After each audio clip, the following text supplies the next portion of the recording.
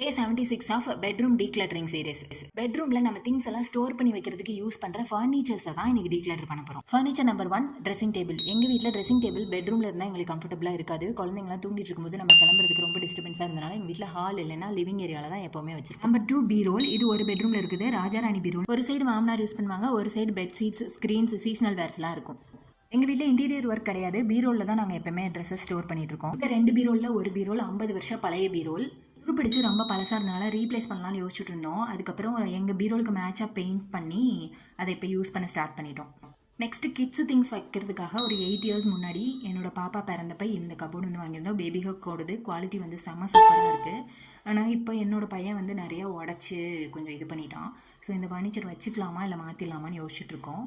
So கிட்ஸோட things எல்லாம் வைக்கிறதுக்காக ஒரு புது கபோர்டு வாங்கியிருந்தோம். இந்த கபோர்டு வாங்கி ஒரு 1 இயர் இருக்கும். ஸோ இந்த கபோர்டு எல்லாமே வந்து எங்கள் பெட்ரூம்லேயே இருந்தால் தான் எங்களுக்கு கம்ஃபர்டபுளாக இருக்குது அப்படின்னால நான் வச்சுருக்கேன். இதே மாதிரி உங்களோட ரூமில் நீங்கள் செக் பண்ணி அதுக்கேற்ற மாதிரி ரீப்ளேஸ் பண்ணிக்கோங்க. அவ்வளோதான், பெட்ரூம் ஃபர்னிச்சர்ஸ் டீக்ளட்டரிங் டன்.